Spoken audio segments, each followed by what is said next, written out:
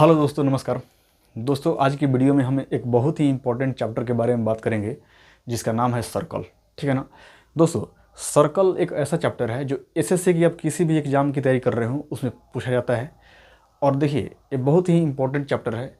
आप अर्थमेटिक के कोई भी बड़ा चैप्टर 5 उठा लीजिए, कोई भी, जैसे टाइम डिस्टेंस वाला उठा लीजिए या कोई परसेंटेज उठा लीजिए, मतलब कोई भी 5 चैप्टर अर्थमेटिक का उठा लीजिए जो बड़ा हो, वो बराबर कर देगा केवल एक चैप्टर सर्कल। ठीक है ना। तो काफ़ी वेटेज वाला सवाल है, सॉरी चैप्टर है। चलिए शुरू करते हैं बिना देरी किए। देखिए, आज के क्लास में हम केवल थ्योरी बताएंगे और कल के जो क्लास आएगा इसके बाद वाला क्लास, उसमें हम क्वेश्चंस की प्रैक्टिस कराएंगे। ठीक है ना। तो चलिए शुरू करते हैं, बेसिक आज देखते हैं। ठीक है ना। चलिए, सबसे पहले ब्रीथ।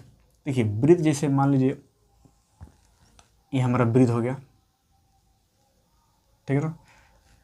थोड़ा सही से नहीं हो पा रहा है, माफ़ कीजिएगा। चलिए, मान लीजिए ब्रीथ हो गया। ठीक है ना। थोड़ा सा और सही से ड्रॉ करते हैं। देखिए, ब्रीथ हो गया। तो इसमें क्या हो गया कि ब्रीथ होगा तो किसी भी ब्रीथ का एक केंद्र होता है, एकदम बीच की पॉइंट है ये। अब मान लीजिए एक केंद्र ओ है, मान लेते हैं। और केंद्र से ये क्या हो गया, परिधि हो गया। ठीक है ना। केंद्र से परिधि तक की दूरी त्रिज्या कहलाती है, मतलब आर कहलाती है। और आप केंद्र से कहीं भी दूरी खींचिएगा ना परिधि तक, वो सब आर होगा। और सारा के सारा आर जो होता है बराबर होता है डिस्टेंस। ठीक है ना। आप यहाँ से यहाँ खींचिए, यहाँ से यहाँ खींचिए, यहाँ से यहाँ खींचिए, सारे के सारे आर बराबर होंगे। ठीक है ना।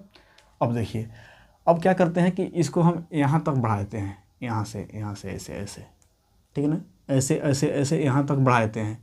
तो ये यहाँ से आर हो गया, अब यहाँ भी ये आर हो गया। ठीक है ना। तो कहने का मतलब यहाँ से यहाँ डिस्टेंस कितना हो गया, आर अब प्लस आर कितना हो गया, 2r यहाँ तक। ठीक है ना।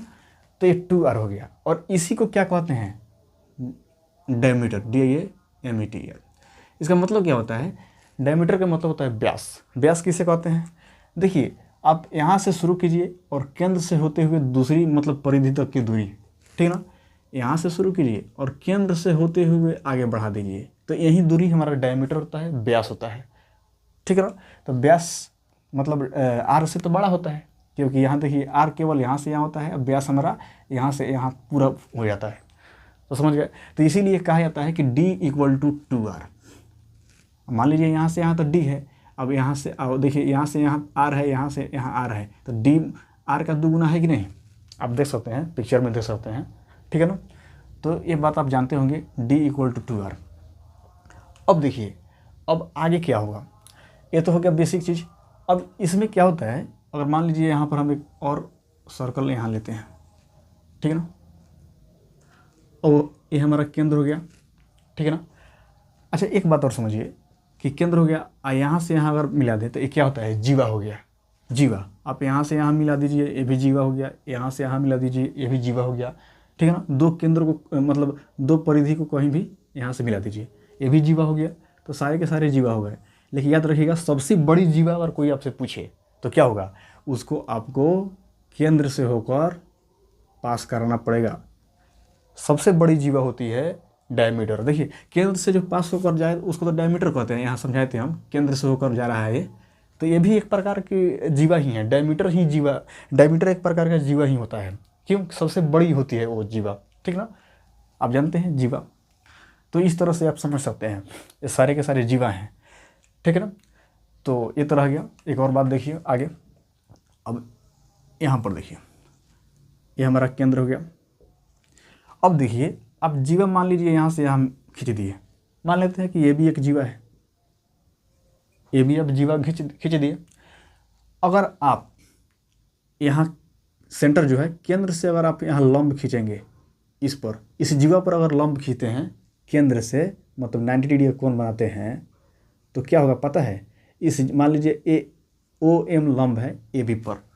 ठीक है ना। मतलब 90 डिग्री का कोण अगर हम इस पर खींचेंगे इस जीवा पर, तो पता है ये दोनों बराबर हो जाता है। मतलब A से M की जो दूरी है ना, वही M से B की दूरी हो जाएगी। कहने का मतलब, जब किसी भी जीवा पर केंद्र से आप लंब खींचते हैं, किसी भी जीवा पर अगर आप केंद्र से लंब खींचते हैं, तो उस जीवा को क्या करता है, 2 बराबर भाग में बांट देता है। ठीक ना। आप केंद्र से अगर जीवा पर लंब खींचेंगे तो वो लंब जो है ना, उस जीवा को 2 बराबर भाग में बांट देगा। ठीक है ना। जैसा कि आप देख सकते हैं। एक कंसेप्ट है, इसको याद रखिएगा, क्योंकि जब क्वेश्चन हम सॉल्व कराएंगे उसमें ये सब डायरेक्ट इसका यूज आएगा, ठीक है ना। तो क्या समझे कि भाई किसी भी जीवा पर अगर केंद्र से हम लंब डालें तो जीवा को 2 बराबर भाग में बांट देगा, ठीक है ना। तो ये भी एक कंसेप्ट हो गया। ओके, अब देखिए, तो चलिए आगे देखते हैं। मान लीजिए ये हमारा एक वृत्त हो गया, ठीक है ना, ये हमारा केंद्र हो गया, ठीक है ना। अब देखिए, अगर हम इस वृत्त में बात करें, मान लीजिए ए और बी एक चाप है, यहाँ से यहाँ लेते हैं, चाप है, मान लीजिए चाप है। चाप का मतलब समझते हैं आप, यहाँ से यहाँ, इसको हम चाप बोलेंगे, मतलब आर्क। इंग्लिश में क्या होता है? आर्क, हिंदी में चाप। देखिए, तो ये जो हो गया, यहाँ से यहाँ हो गया, ये क्या है? चाप है। ये भी एक चाप है, लेकिन लघु चाप है। लघु चाप समझते हैं? लघु चाप, ठीक है ना। लघु चाप बोलेगा ए भी, मतलब छोटा चाप है। एक चाप यहाँ और दिखाई दे रहा है, देखिए यहाँ पर, ऐसे ऐसे ऐसे ऐसे ऐसे, इसको हम बोलेंगे, इसको हम क्या बोलेंगे? दीर्घ चाप। दीर्घ चाप, ठीक है ना। जिसे दीर्घ चाप हो गया, मतलब लार्ज क्या हो गया? चाप को आर्क कहते हैं, ठीक है ना। ये लघु चाप हो गया, ये दीर्घ चाप हो गया। आप चाप समझ रहे हैं? चाप क्या है? यहाँ से यहाँ की जो है यहाँ पर डिस्टेंस, ये चाप कहलाएगा। तो ये बड़ी वाली चाप हो गई, और छोटी वाली चाप क्या हो गया? ए से बी तक, ठीक है ना। तो समझ में आ गया। तो ये हो गया बात। अगर इसी में देखिएगा, अगर हम मान लीजिए यहाँ से एक अलग फिगर बना देते हैं ताकि आपको समझ में आए। और मान लीजिए ये भी एक वृत्त का है, वृत्त है। अब यहाँ से क्या हो गया? एक छोटा सा वृत्त मान लेते हैं, काट लेते हैं। तो ये जो बचेगा, इसको हम क्या कहेंगे? ये सब बड़ा जो है, बड़ा मतलब यहाँ से यहाँ सभी बड़ा है, दिखाई दे रहा है, इसको दीर्घ वृत्तखंड बोलेंगे। दीर्घ वृत्तखंड, ठीक ना, जिसको हम क्या कह सकते हैं? Large segment. लार्ज सेगमेंट मतलब दीर्घ वृत्तखंड, मतलब वृत्त का खंड है लेकिन बड़ा है, बड़ा वाला वृत्तखंड है। इसको क्या बोलेंगे? यहाँ से यहाँ तक, इसको हम क्या कह सकते हैं? स्मॉल, सॉरी, लार्ज नहीं, आप मेजर भी कह सकते हैं। मेजर, लार्ज की जगह पर मेजर को ही अच्छा रहेगा। मेजर सेगमेंट कह सकते हैं, ठीक है ना। मेजर, मेजर सेगमेंट, ठीक है ना। इसको क्या कह सकते हैं? माइनर। माइनर का मतलब छोटा, माइनर सेगमेंट कह दीजिए। सेगमेंट का मतलब क्या हो गया? वृत्तखंड। देखिए, माइनर मतलब छोटा, आप कह सकते हैं लघु वृत्तखंड। लघु वृत्तखंड कह सकते हैं। तो ये बड़ा वाला हो गया, इसको कहते हैं मेजर सेगमेंट, मतलब दीर्घ वृत्तखंड। और छोटा वाला जो हो गया उसको माइनर सेगमेंट, जिसको हम लघु वृत्तखंड कह सकते हैं, ठीक है ना। उसी प्रकार इसको क्या कह सकते हैं? मेजर आर्क, मतलब बड़ी वाली चाप को मेजर आर्क हम लिख ही देते हैं, मेजर आर्क। इसको माइनर आर्क, माइनर आर्क, ठीक है ना। तो आप मेजर और माइनर का प्रयोग कर सकते हैं, कोई दिक्कत नहीं है। तो ये रही कुछ बेसिक कॉन्सेप्ट है, इसके आगे भी चलते हैं, ठीक है ना। तो आगे देखिए, देखिए मान लीजिए पहले हम वृत्त ड्रॉ कर लेते हैं, ठीक है। वृत्त है, उसका एक केंद्र हो गया। अब देखिए, मान लीजिए ए और बी, हम एक चाप ले लेते हैं, चाप, माइनर चाप बोल सकते हैं। हम चाप ले लेते हैं ए और बी वृत्त पर। तो याद रखिएगा, अगर इस चाप से अगर आप परिधि पर कोई भी अगर कोण बनाइएगा, ठीक है ना, मान लेते हैं ये थीटा बनता है, ठीक है ना। इस मतलब इस चाप से आप किस पर बना रहे हैं? परिधि पर कोण बना रहे हैं, ठीक है ना। चाप से ऐसे आइए, अगर मान लीजिए हम इसी कोण को बनाएं, अगर इस पर केंद्र पर बनाएं, तो पता है ये अगर थीटा बन रहा है तो टू थीटा बनेगा, 2 गुना बनेगा। तो कहने का मतलब होता है जब परिधि पर जो कोण बनेगा ना, उसके 2 गुना केंद्र पर बनेगा, ठीक है ना। तो परिधि पर का कोण बना है थीटा, तो ये बताइए कि केंद्र पर का कोण कितना होगा? 2 थीटा, ठीक है ना। आसान है। अब देखिए, आप ये चाप ले लिए, इस चाप से अगर परिधि पर कोण थीटा बना रहे हैं तो आपको इस केंद्र पर 2 थीटा बनेगा, एक कॉन्सेप्ट है। अगर मान लीजिए यहाँ 40 बन रहा है तो यहाँ 80 बनेगा। अगर यहाँ 80 बन रहा है तो इसका आधा बनेगा परिधि पर, उल्टा है, उल्टा भी सत्य है, ठीक है ना। तो समझ गए आप। अब देखिए थोड़ा आगे देखते हैं। अब मान लीजिए ऐसा है, अब ये बड़ा वाला ले लेते हैं, बड़ा वाला, यहाँ से यहाँ, यहाँ से यहाँ आर्क ले लेते हैं, ठीक ना। तो यहाँ से यहाँ आर्क लेते हैं, तो मान लीजिए ये हमारा क्या है, ये परिधि पर कोण बनेगा। परिधि पर कोण ये बनेगा, ये वाला, ठीक ना। परिधि पर ये वाला कोण बनेगा, सॉरी केंद्र पर ये वाला कोण बनेगा। अब परिधि पर हमारा ये वाला कोण बनेगा। तो जानते हैं अगर मान लीजिए थीटा बन रहा है तो यहाँ पर टू थीटा बनेगा। ये बड़ा वाला चाप लेकर बता दिए, ये छोटा वाला चाप हो गया, ठीक है ना। समझ में आ गया। तो आप समझ सकते हैं कि बड़ा वाला अगर चाप है तो परिधि पर कोण अगर थीटा बनेगा तो हमारा केंद्र पर कितना बनेगा, 2 थीटा, 2 गुना बनेगा। तो याद रखिएगा, कभी परिधि पर का कोण जो बनता है ना वो केंद्र से क्या होता है, आधा होता है, ठीक ना। तो आप इस तरह समझ सकते हैं। अब आगे कुछ देखिए, मान लीजिए ये हमारा क्या हो गया, सर्कल हो गया, सर्कल ड्रॉ कर लिए, ठीक है ना, सर्कल ड्रॉ हो गया। अच्छा एक बात बताइएगा, अब मान लीजिए हम यहाँ से क्या करते हैं, ऐसे केंद्र से होकर यहाँ तक लाते हैं, फिर यहाँ से ऐसे यहाँ तक लाते हैं। तो आपको पता है कि ये भी आ रहा है, ये भी आ रहा है, ये भी आ रहा है और ये भी आ रहा है, क्योंकि केंद्र से जा रहा है। तो केंद्र से लेकर परिधि तक की दूरी तो आर होता है, ठीक है ना। अब क्या कर लीजिए, इसको मिला देते हैं, इसको भी मिला देते हैं, सॉरी इसको मिला देते हैं अच्छे से, ठीक है ना। अब मान लीजिए इसका नामकरण दीजिए, ए हो गया, बी हो गया, सी हो गया, डी हो गया, ये हमारा वो हो गया मान लेते हैं। तो अब देखिए यहाँ पर क्या होगा, ये हमारा आर है, ये भी आर है, ये भी आर है, ये भी आर है, तो बराबर है सब आपस में, कोई दिक्कत नहीं है। ये वाला कोण जो होगा इसके कोण के बराबर होगा, क्यों, शीर्षाभिमुख कोण के से, ठीक है ना। शीर्षाभिमुख कोण जानते हैं, और मान लीजिए कोई भी रेखा है एक दूसरे को ऐसे काट रहा है तो ये कोण इस कोण के बराबर हो जाएगा और ये कोण इस कोण के बराबर हो जाएगा, शीर्षाभिमुख कोण होता है, ठीक है ना। अब देखिए तो इसी हिसाब से बराबर हो गया, मान लेते हैं थीटा हो गया तो ये भी थीटा हो गया, ठीक है ना। अब देखिए ये वाला और ये वाला बराबर हो गया, फिर ये वाला और ये वाला, मतलब कहने का मतलब इस त्रिभुज में ए ओ बी में और डी ओ सी में ये इसके बराबर है और ये इसके बराबर, मतलब कहने का मतलब यहाँ से यहाँ दूरी और फिर इस त्रिभुज में यहाँ से यहाँ दूरी और फिर इस त्रिभुज में एक कोण, इस त्रिभुज में ये कोण, इस त्रिभुज में ये भुजा, इस त्रिभुज में ये भुजा बराबर हो गया। तो आप देख सकते हैं कि एस से ये क्या हो गया, सर्वांगसम हो गया। सर्वांगसम हो जाता है तो जानते हैं दो त्रिभुज सर्वांगसम जब होता है तो आपस में संगत कोण और संगत भुजा बराबर होता है, ठीक है ना, होता है। आप पढ़े हुइएगा 9वीं क्लास में। तो देखिए तो आपस में तो ये भी बराबर हो जाएगा ना, क्योंकि त्रिभुज क्या है, सर्वांगसम है। तो इसीलिए हमारा ए बी बराबर सी डी बराबर हो जाएगा। आसान है, कोई दिक्कत नहीं, ठीक है ना। तो देख लीजिए इसको एक बार। तो चलिए अब आगे देखते हैं। देखिए अगला हमारा क्या है, मान लेते हैं वृत्त हो गया और ये हमारा क्या हो गया, इसे स्पर्श रेखा खींच दे रहे हैं, ठीक है ना। तो पता है इसी को कहते हैं टेंजेंट, टेंजेंट जिसको हिंदी में हम कहते हैं स्पर्श रेखा,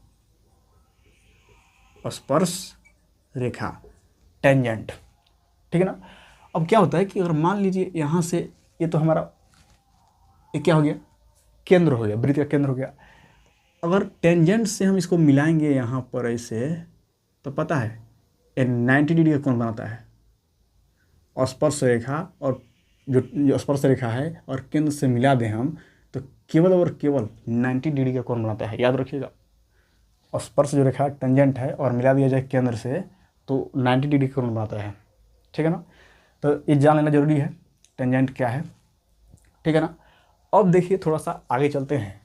जैसे मान लेते हैं कि यहीं पे बताते हैं ये वृत्त हो गया, ये हमारा केंद्र हो गया। यहाँ अगर मान लेते हैं कि पी हो गया बिंदु, बाहर ले लेते हैं, वृत्त के बाहर एक बिंदु पी ले लेते हैं, ठीक ना। उस P से इस वृत्त को पर हम स्पर्श रेखा खींचते हैं। स्पर्श रेखा का मतलब क्या हो गया कि किसी भी वृत्त पर केवल एक बिंदु पर टच करे, उसी को स्पर्श रेखा कहते हैं, ठीक है ना। केवल इस वृत्त पर एक बिंदु से टच करते हुए कोई रेखा खींच दी जाए तो उसको हम क्या कह सकते हैं, टेंजेंट, जिसको हिंदी में स्पर्श रेखा कहते हैं, ठीक है ना। तो उसी प्रकार हम क्या करें कि मान लीजिए बिंदु ए है इस वृत्त पर, तो पी ए स्पर्श रेखा खींच दिए। फिर यहाँ से खींचते हैं, थोड़ा सीधा नहीं हो पा रहा है, आप लोग समझ लीजिएगा, भावनाओं पर जाइएगा, पिक्चर पर मत जाइएगा, ठीक है ना। चलिए, ये हमारा पी था। अब मान लीजिए बी किसी एक बिंदु पर टच कर रही है, एक बिंदु पर, वृत्त के एक बिंदु पर टच कर रही है, तो पी ए और पी बी, ठीक है ना, हो गया। ये दो स्पर्श रेखा है। अच्छा, एक बात बताइए, यहाँ से ये तो केंद्र है, यहाँ से हम बताए हैं कि अगर इस पर ऐसे खींचा जाएगा, जैसा कि आप देख सकते हैं, तो 90 डिग्री कोण बनाता है। तो इसी प्रकार इस पर हम 90 डिग्री का कोण बना देंगे, हो जाएगा कि नहीं। फिर यहाँ स्पर्श रेखा से अगर मान लीजिए यहाँ से हम मिलाते हैं केंद्र से स्पर्श रेखा को, स्पर्श, ये स्पर्श बिंदु कहलाता है, ये स्पर्श बिंदु है। तो स्पर्श बिंदु से अगर केंद्र को मिलाएंगे तो यहाँ पर भी 90 डिग्री का कोण बना देगा। समझ में आ गया। तो अब देखिए, थोड़ा सा अब क्या करते हैं कि इसको हम यहाँ से यहाँ मिला देते हैं, ठीक है। तो ये 90 डिग्री कौन हो गया, समझ में आ रहा है। अच्छा, उसके बाद देखिए, यहाँ पर भी 90 डिग्री कौन हो गया। अगर आप गौर से देखिएगा तो ये दोनों त्रिभुज ए ओ पी और बी ओ पी, ये क्या हो सकता है, ये दोनों सर्वांगसम हो सकता है। देखिए, गौर से देखिएगा, अब किस प्रॉपर्टी से, RHS प्रॉपर्टी से सर्वांगसम है।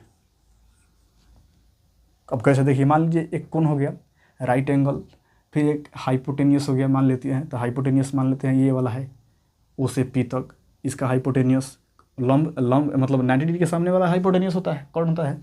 तो OP भी हमारा हाइपोटेनियस हो गया।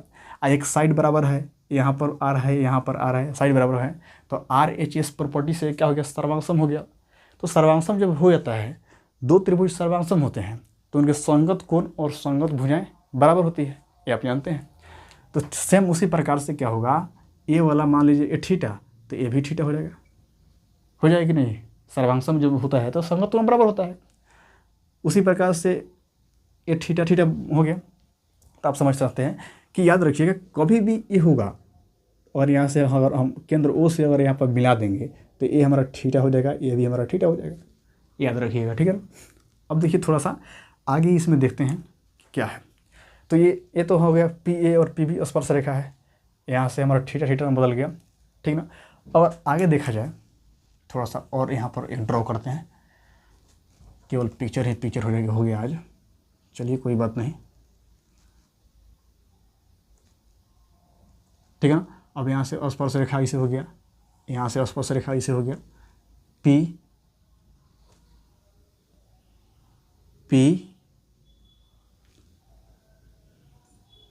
A और PB, ठीक है ना। अब यहाँ से ऐसे और यहाँ ऐसे, ये तो R बराबर होगा, आप पता है, ये हमारा 90 डिग्री का हो जाएगा, फिर ये हमारा 90 डिग्री का हो जाएगा, ठीक है ना। तो एक बात बताइएगा, अब ऐसा जो बन रहा है, ऐसे पिक्चर ऐसे बन रहा है, ऐसे तो चतुर्भुज बन रहा है। अगर देखा जाए, कायदे से देखा जाए तो चतुर्भुज है। चतुर्भुज का चारों डिग्री मतलब चारों कोण का माप कितना होता है, 360 डिग्री। तो ये 90 और 90 180 हो गया। तो ये और ये मिलकर 180 डिग्री होना चाहिए कि नहीं होना चाहिए, होना चाहिए।